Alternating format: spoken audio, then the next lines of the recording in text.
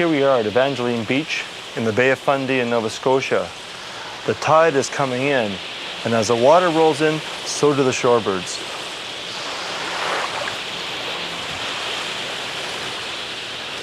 This section of the beach is a very important roosting ground for them. They're not feeding right here, but they're waiting till the tide recedes to get at the important food supply that lies under the water right now. Most of these sandpipers are St. Palmated sandpipers, but amongst them there are some St. Palmated plovers, white rum sandpipers, and a few other species as well. But most of these birds are St. Palmated sandpipers. Right now they're in the middle of an incredible journey. They've left their breeding grounds in the high Arctic and are now traveling on their way down to South America. Here in the Bay of Fundy, they have stopped for about a 2-week period to feast up before the rest of the journey is completed. Today on Wild by Nature, we're going to meet one of the greatest travelers in Canada, see how its prey species responds to the great pressure, and do some digging in the mud for some strange creatures. Join me, Michael Runtz, as we explore the amazing world of the Bay of Fundy.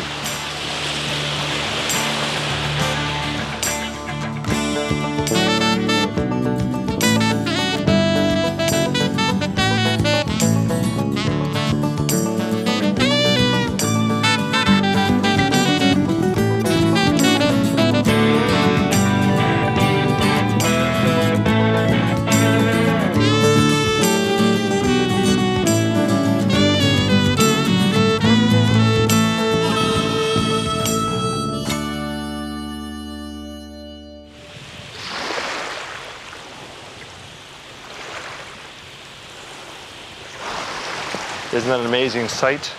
The tide is really quite high now, so the birds are really compressed together. At this stage, it's like a solid shoreline of shorebirds. Just amazing. They're so tightly packed you could almost walk on them, it appears.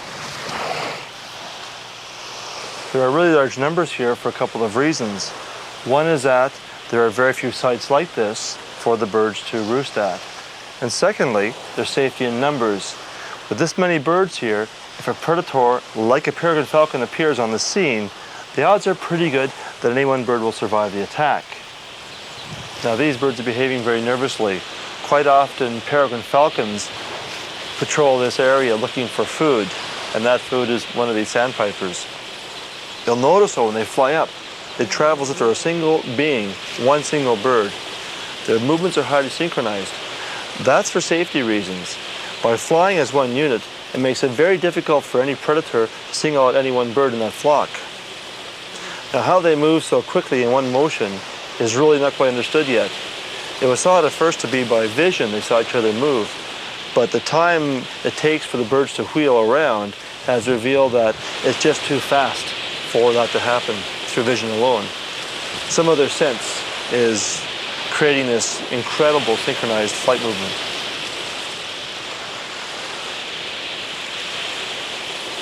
Now whenever they settle down, you'll notice that in the flocks you'll see many birds sleeping. They are roosting at high tide, they're grabbing some sleep. Even when resting, these birds are always alert. There always seems to be a nervous energy going through the group. And that makes good sense because even when they're sitting here, there's always a threat of predators like falcons coming in to grab one of them. So the rest times are never really fully restful because they're always on the alert for potential danger. And this is a truly incredible sight. Very few spots in the entire world will you see a collection of birds this tightly massed together. Now the numbers here are just building. Perhaps we have as many as 25, 30, 50,000 birds here at this time. But in a few weeks from now, that number will increase to as many as 500,000 or more.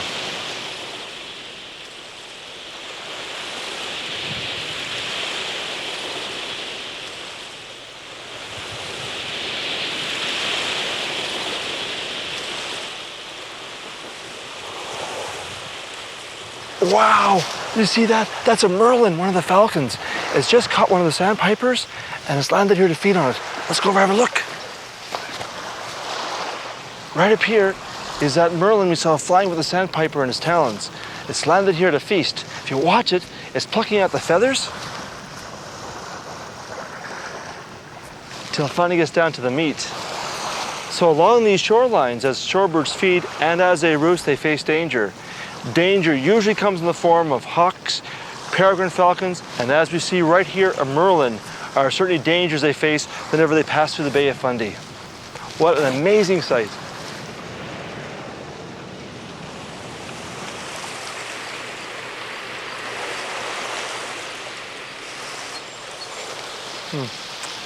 The tide is now starting to recede, revealing fresh mud flats. The shorebirds that were up here roosting and preening are now moving out with the tide.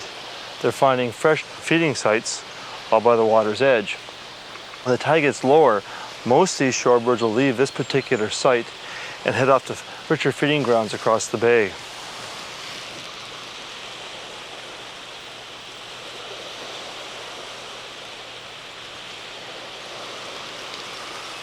These concentrations at roosting time are very short-lived. As you can see, as soon as the water begins to go back out to the bay again, they start moving around. Even during the night, these shorebirds are known to feed, so the resting periods are very few and far between. And with the constant threat of predators like peregrine falcons and the merlin we saw, these birds get very little sleep indeed. Even gulls approaching often put them off the shore as well.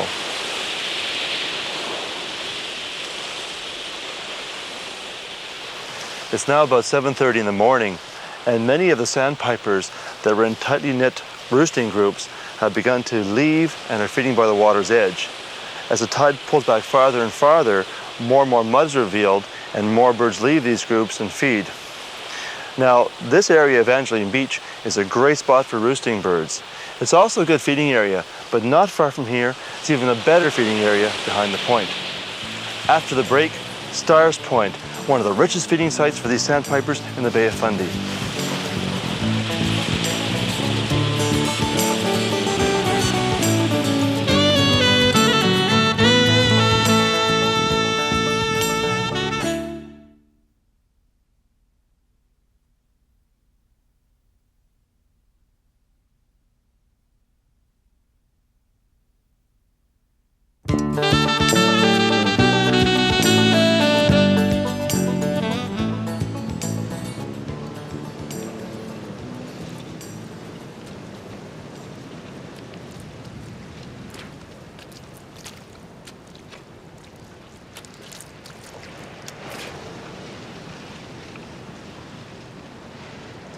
We're at Stars Point, one of the richest feeding sites for migrating sandpipers in the Bay of Fundy. The tides here are phenomenal. When they go out, about 5 kilometers of mudflats are revealed. These are very rich in food for the sandpipers, which are coming in right now. Let's pack up and head out there. These mudflats may seem to be a barren habitat, but they certainly are not. All these little bumps on top of the mud are actually animals. These are mud snails, and there are millions and millions and probably billions of them right out here. They are feeding on a microscopic plant-like organism called a diatom. Now, the sandpipers aren't feeding on the snails or the diatoms. They're feeding on other animals found right in the mud. The sandpipers have moved out with the tide, which now is at its farthest point. The wind coming in with the mist rolling in tells us the tide will soon be back in here and the birds with it. But there's plenty of signs right here that the birds have been feeding. You'll see their tracks and their droppings all through the mud. What they're feeding on, though, is now largely hidden. You'll see small holes all through the mud. You'll also see larger holes where the birds are probing down. Their main food out here, their primary food, is a very small animal. I'll see if I can dig some up here in the mud. See a little white animal crawling around. That is the mud shrimp or corophium. Now, these shorebirds, which have come from the high Arctic, have a phenomenal appetite. Each individual bird will consume 20,000 or more of these every single day while they stay here. In fact, most of these birds stay a couple of weeks. In that short period of time, they double their body weight. The fat that they gain from these little animals fuels their journey from here at the Bay of Fundy all the way down to Suriname, South America. The flight is phenomenal. It's a non-stop, 3.5-day average trip covering about 4,000 kilometers. The fuel for that flight is based almost entirely on this one little animal right here. Now, besides Carophium, there's lots of other animals in the mud here as well. These little tidal channels are a great spot for looking for things. Some are quite obvious. Here's a beautiful, beautiful sponge, which is not a plant, but an animal, and in fact, a whole bunch of animals. These are colonial animals that filter feed, which means that as the water flows through them, they extract all their important foods. Beautiful. This one I believe is called dead man's fingers. I wonder why. Now, the water itself in these channels also has a lot of life. One thing that's really interesting are snail shells with a new occupant. Right ahead of me here is one of those occupants. This is a hermit crab residing now inside empty snail shells.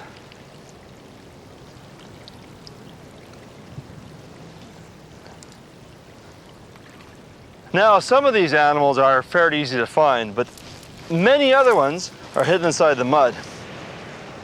There are lots of little thread-like items all through here. These are actually little worms, little polychaete worms, looking like little reddish-brown threads. And they are one of the most common animals in this mud, along with the Carophium. Oh, here we go, here we go.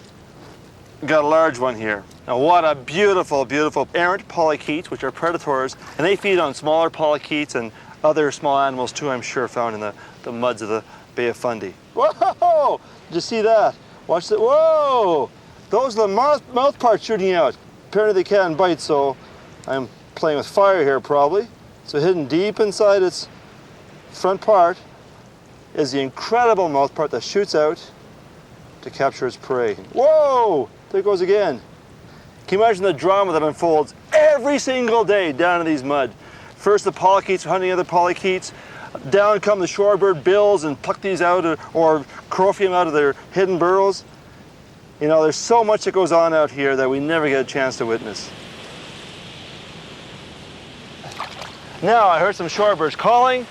The tide's coming in, so are the birds. Let's get up here and see what we can find.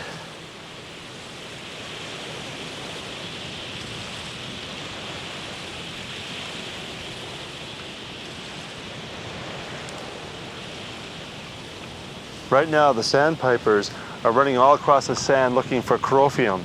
They are seeing the Carophium, but perhaps even hearing them, because the Carophium are quite noisy down those burrows. Now, during the day, the Carophium are fed on by these sandpipers.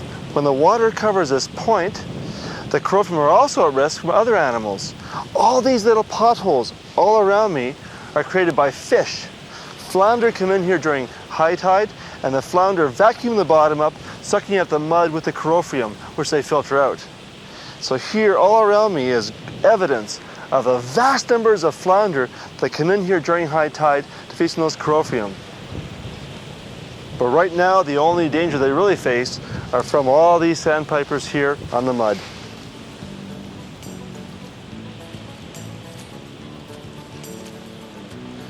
After this break, we'll meet a man who spent the last 3 years combing the mud of Fundy for the tiny Carophium.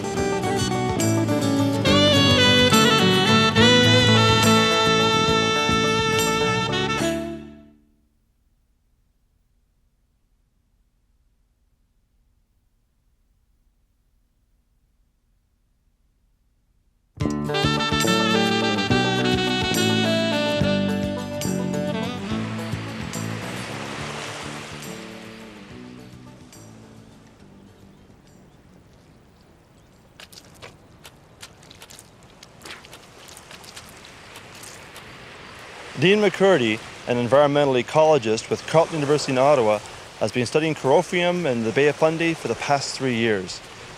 We met up with Dean at Cape Blomidon, one of his study sites. Pretty neat sound around here, Dean. What you're actually hearing is the sound of thousands of crow-feem, or millions of crow-feem in this area, breathing and trying to generate a feeding current. But their burrows are only half full of water, so it makes this little slapping sound. When you have enough of them doing that, it sounds like a large bowl of cereal. Rice Krispies. It's amazing when you walk, all the water squirts out of the holes.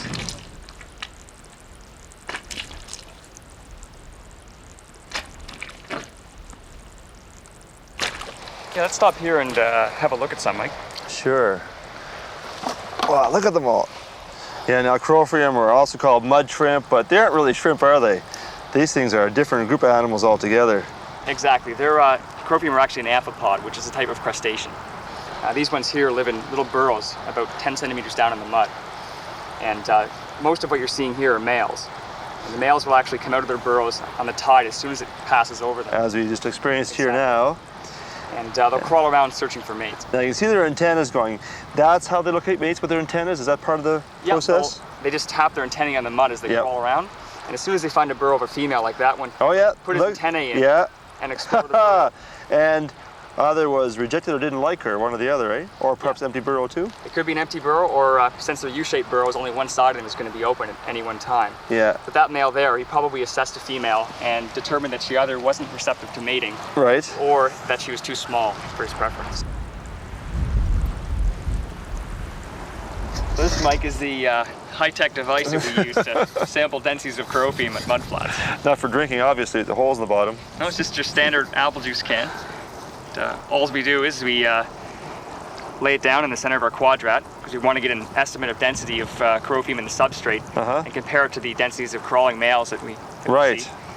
So I just push this down, usually till the can stops, or 10 centimeters, whichever comes first. And we'll just open this up.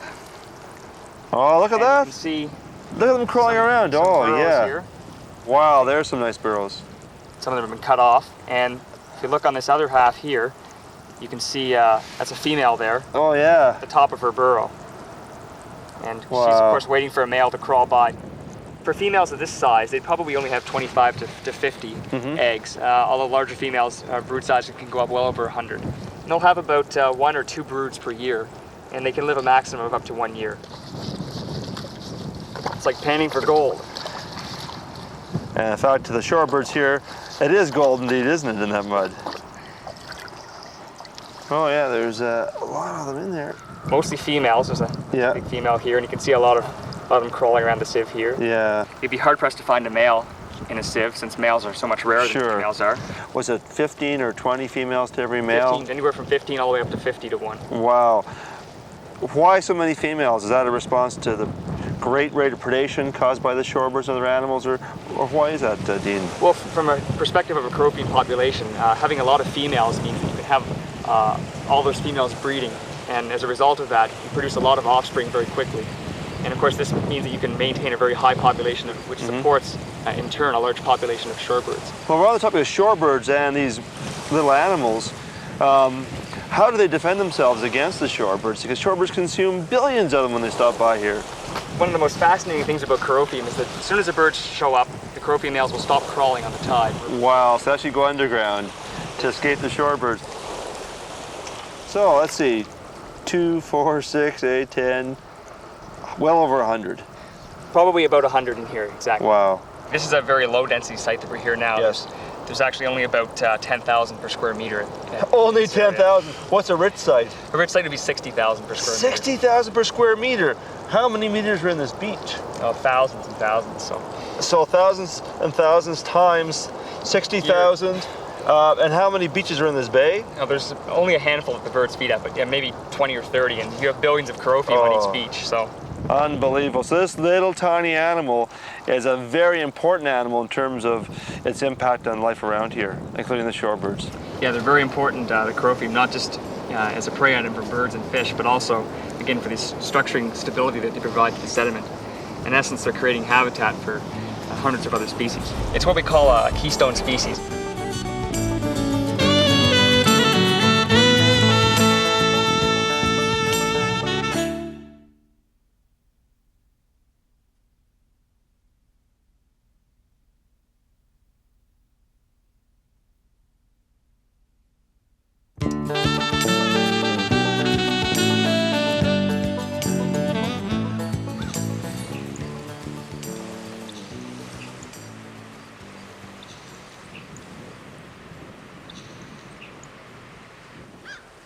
Even though this appears to be a dry meadow, it isn't, it's a marsh. The water, when the tide comes in, actually covers the grasses right here. Lots of evidence of that. You'll find the empty shells of crabs all through here. So even though it appears to be a dry habitat right now, it doesn't stay dry. With every tide coming in, all these grasses are submerged in water completely.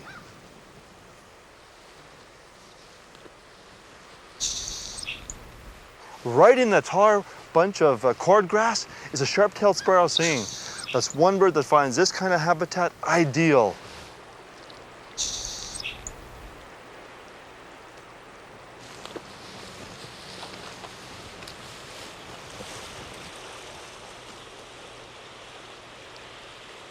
The mudflats out there are alive with shorebirds right now. But all that life owes its existence not so much to the bay itself, but more to the salt marshes right here.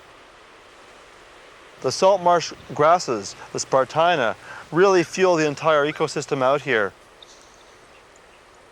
These grasses are hollow, and the stems and roots that are hollow supply to the soils here the oxygen that's needed for the activity of the bacteria and the algae that provide the nutrients for the entire system.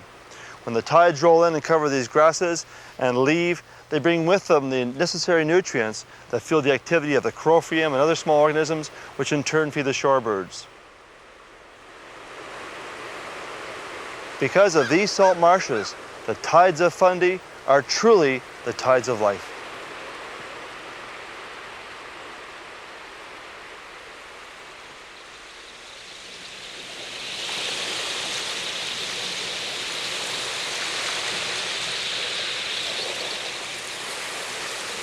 Thanks for coming along on this visit to the Bay of Fundy, the site of one of the greatest journeys in the world.